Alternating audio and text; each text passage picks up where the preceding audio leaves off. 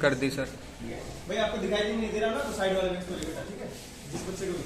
देखो आज का जो टॉपिक है हमारा वो इतिहास में जो आपका पहला चैप्टर है फ्रांसीसी क्रांति, उसके ऊपर है। क्रांति आप लोगों ने भारत की भी पढ़ी होंगी, यस सर। ठीक है। वैसे ही फ्रांस का समाज था, उसमें भी क्रांति थी। एक बात आप याद रखना बच्चों की, कोई भी देश में जब कोई बड़ी क्रांति होती है ना, तो किसी एक छोटे से पॉइंट को लेके या किसी एक दिन की हरकत की वजह से नहीं होती, उसके पीछे बहुत लंबे समय तक कोई ना कोई रीजन रहा, कोई ना कोई कारण रहा, कोई दमन या गलत नीतियां रही होंगी, ताकि लोग उसके बारे में सोचते हैं, फिर उनको महसूस होता है कि हमारे साथ कुछ गलत हो रहा है, तब जाके वो विद्रोह के लिए तैयार होते हैं।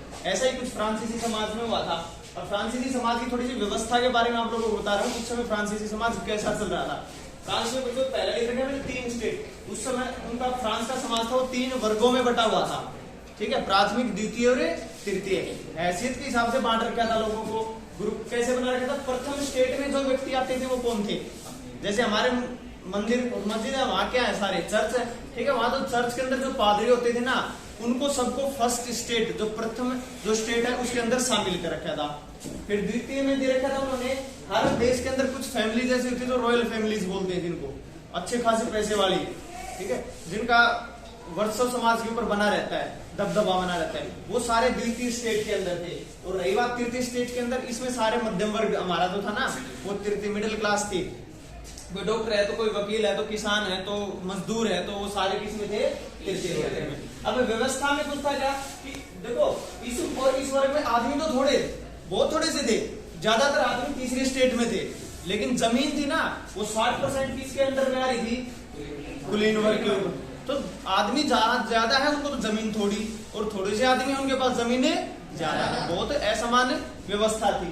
और फिर क्या था, 2 वहां पे टैक्स लगाए जाते थे, एक तो टाइड और एक टाइड। और टैक्स की व्यवस्था क्या थी पता है, प्रथम स्टेट कोई टैक्स नहीं देगा, द्वितीय स्टेट कोई टैक्स नहीं देगा। टैक्स देता था कौन, सिर्फ तृतीय स्टेट। और तृतीय स्टेट से 2 तरह से टैक्स लिए जाते थे, एक तो लेते थे वहां के जो चर्च वाले हैं वो, और एक लेती थी सरकार, ठीक है। तृतीय स्टेट वालों से लेती थी जो सरकार, और जो चर्च वाले जो टैक्स लेते थे ना उसको तो बोलते थे क्या, टाइड, क्या टाइड। और जो सरकार उनसे टैक्स लेती थी उसको बोला जाता था टाइड। तो लोग तो वैसे ही परेशान थे कि हमारे पास जमीन भी थोड़ी, हम आदमी भी ज्यादा, टैक्स भी सिर्फ हम ही देंगे, इस व्यवस्था से परेशान थे। फिर क्या, विशेषाधिकार मिले हुए थे किसको, प्रथम और द्वितीय दोनों को विशेषाधिकार मिले हुए थे कि वे कर मुक्त थे, उनको कोई टैक्स नहीं देना था। तीसरा है, फिर है भाई वहां पे सम्राट बनता है लुई 16, वहां पे एक राजवंश था ब्रूओ वंश, ठीक है। उसके अंदर ये उसी वंश से संबंधित था। ये 1774 में लुई 16 वहां का सम्राट बनता है। अभी सम्राट बन के देखता है क्या, खजाना खाली पड़ा है। रीजन क्या था कि इससे पहले जो राजा बने थे ना, उन्होंने अपनी शान शौकत के लिए पैसे उड़ा दिया, आलीशान महल बनाए, उनके ऊपर पूरा खर्चा कर दिया। और दूसरा कुछ उस समय ना फ्रांस ने हेल्प कर दी थी किसकी, ब्रिटेन की, सॉरी ब्रिटेन और अमेरिका की उस टाइम लड़ाई चल रही थी। अमेरिका अपनी स्वतंत्रता के लिए जूझ रहा था इंग्लैंड वालों से, जैसे इंग्लैंड ने इंडिया के ऊपर कब्जा कर रखा था ना, वैसे अमेरिका के ऊपर कर रखा था। तो अमेरिका अपनी स्वतंत्रता के लिए लड़ाई लड़ रहा था, तो अमेरिका का साथ दे रहा था कौन है, फ्रांस। तो वहां फ्रांस ने साथ दिया ना, तो वहां खर्चा होगा इसका, तो मतलब इसका खजाना कुल मिला के खाली मिला जब ये लुई 16 वहां का सम्राट बनता है तब। अब भाई खजाने को भरने के लिए इसने क्या किया कि भाई टैक्स बढ़ाए जाए। अब टैक्स देगा कौन, वही तृतीय स्टेट। पहले और दूसरे के ऊपर तो टैक्स लगता ही नहीं था, तृतीय स्टेट वालों के ऊपर टैक्स लगना था, नए रूल रेगुलेशन पास करने थे। तो इसने है ना 5 मई 1789 को एक मीटिंग रखी, और उसमें क्या कहा कि टैक्स कैसे लगना है, जैसे वोटिंग होती है ना टैक्स को पास करने के लिए, हाँ भाई एग्री। अब उसने कहा कि स्टेट आधारित मतदान होगा, वोट जो डलते थे, अगर प्रथम स्टेट और द्वितीय स्टेट ने बोल दिया ना कि तृतीय स्टेट पे टैक्स लगाओ तो टैक्स लगेगा, वो तो बोलेंगे ही भाई हमें उल्टा टैक्स देना था। तो लोग क्या करें कि ये स्टेट आधारित मतदान नहीं होना चाहिए, ये होना चाहिए लोगों से पूछी जाए हर एक से। अगर ज्यादा लोग ये कह देंगे ना टैक्स बढ़ना चाहिए, तो टैक्स बढ़ा दो, कोई दिक्कत नहीं है। ज्यादातर लोग तीसरे स्टेट में वो कहेंगे नहीं, तो फिर टैक्स बढ़ेगा नहीं। इस बात के ऊपर उनकी हो गई कंट्रोवर्सी, ठीक है। थोड़ा सा विद्रोह का माहौल वहां पे तैयार हो गया। सरकार सारी टैक्स बढ़ा रही, लेकिन लोग कह रहे हैं कि हमसे मतदान लो, अगर हम राजी हैं तो ही टैक्स बढ़ेगा, नहीं तो नहीं बढ़ेगा, ठीक है। इसका नतीजा क्या हुआ कि ये 5 मई को तो ये मीटिंग थी। अगले महीने 20 जून की बात है 1789 की कि वर्साई वहां पे एक जगह है, उसका एक टेनिस कोर्ट था, वहां पे लोग इकट्ठे हो गए तीर्थ स्टेट के कि भी सरकार की दमनकारी नीतियां जो है उन पे राजी नहीं होना है और टैक्स नहीं बढ़ना चाहिए। यहाँ पहले दिन इनकी मीटिंग हुई, इसमें इसने फैसला लिया। अब क्या हुआ, 14 जुलाई 1789 अगले महीने इन्होंने क्या कर दिया, वहां पे किला था, बास्तिल कोई जगह है, ठीक है, वो है तो किला, पर वहां पे बंदी बना रखा था, किसको, कैदियों को बना पकड़ रखे थे, वहां पे हथियार वगैरह भी थे, ठीक है, जेल की तरह कर रखा था। उस किले के ऊपर उन्होंने क्या कर दिया, हमला बोल दिया, ठीक है, हमला क्या कर, कैदियों को रिहा करवा दिया इन्होंने और वहां से हथियार वगैरह लूट लिए और युद्ध की तैयारी अपने मतलब विद्रोह जो करना था उसके लिए उन्होंने तैयारी पूरी कर ली। ये बात है अगस्त की।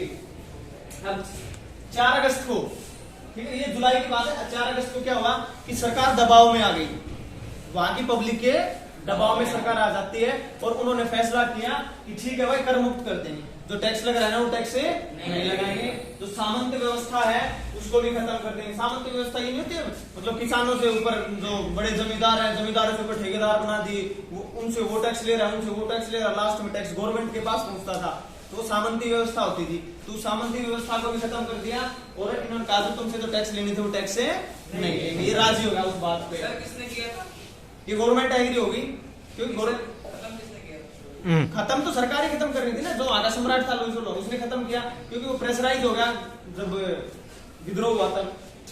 और 1791 में एक सरकार बना दी संवैधानिक, जैसे जिसका अपना संविधान हो, सब नियम और कानून के हिसाब से काम चले। 1791 में से सरकार बनी। अब मतदान, वहां पे ये वोटिंग का सिस्टम भी बदला, वोट डालने का, कि वोट कौन डाल सकता था।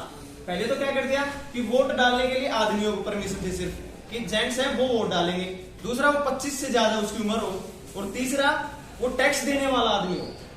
और टैक्स कितना, जो महीने में जितना कमाता है ना, ठीक है, मतलब पर डे उसकी जितनी सैलरी है तो 3 दिन की सैलरी का कम से कम वो टैक्स देता। मान लो एक आदमी रोज के 300 रुपए कमाता है, महीने में उसके 9,000 रुपए हो गए, तो 300 के हिसाब से 3 दिन मतलब 900 रुपए, कम से कम 900 रुपए वो टैक्स देता हो, अभी सैलरी के हिसाब से, किसी का ज्यादा किसी का कम। तो अपने वेतन में 3 दिन का वो वेतन है वो टैक्स के रूप में देता हो। 25 से ज्यादा उम्र और आदमी हो तो उसको मतदान करने का अधिकार बना दिया। लेडीजों के लिए कोई भी अधिकार नहीं था उस टाइम वोट डालने का। फिर है ये जो संवैधानिक सरकार बनाई उसमें कार्यपालिका, विधानपालिका, न्यायपालिका, ये तीनों चीजें शामिल की गई थी। अब क्या होता है भाई, एक जैकोबिन क्लब नाम से एक ग्रुप तैयार होता है। रोबिस्पियर नाम का एक आदमी था, ठीक है, रोबिस्पियर, उसने अपना एक ग्रुप तैयार किया। वो भी कोई क्रांतिकारी था, ठीक है, कि सरकार गलत नीतियां बना रही है, उसने लोगों को मतलब बहलाया कि उसने अपना प्रचार किया अपने क्लब का और लोगों को अपने साथ लिया और विद्रोह कर दिया। उस क्लब का नाम था जैकोबिन क्लब और जो उसका लीडर था ना वो था रोबिस्पियर। और उसने भाई जो लुई सोलवा था उसके अगेंस्ट में विद्रोह कर दिया। कब है, 10 अगस्त की बात है भाई।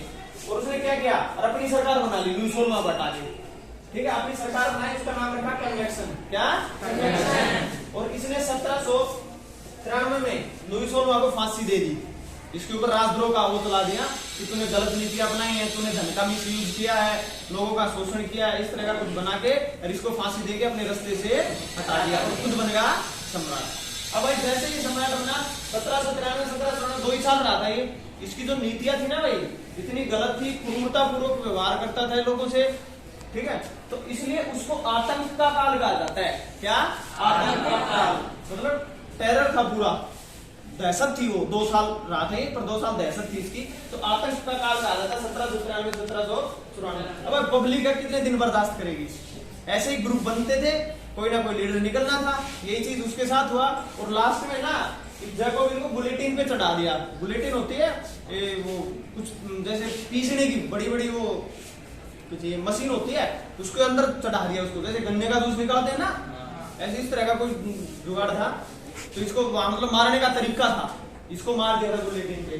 फिर वहां पे मध्यम जो वर्ग था अब उसकी सरकार आ गई, ठीक है, सत्ता में जो हाथ था वो सारा मध्यम वर्ग आ गया। अब तक जो कुलीन वर्ग और प्रथम स्टेट था ना वोट के मध्यम वर्ग बन गया। 5 सदस्य बनाए गए जो सरकार को चलाने के लिए रूल रेगुलेशन बनाते थे। लेकिन कई बार क्या होता है भाई, जब 500 को लगता है कि मेरे बात माननी चाहिए, उसको लगता है मेरी बात माननी चाहिए, कुछ ऐसी थोड़ी सी कंट्रोवर्सी रहती थी, तो इतनी बढ़िया वो सरकार नहीं चला पाए। उसका फायदा उठाया किसने, नेपोलियन बोनापार्ट ने, नेपोलियन बोनापार्ट। वो फायदा उठाता है इस चीज का और एक घुसपैठ मारता है राजनीति के अंदर, अपना वर्षों बनाने लगता है, अपना ग्रुप तैयार करने लग जाता है और वो सक्सेसफुल हो जाता है। कब?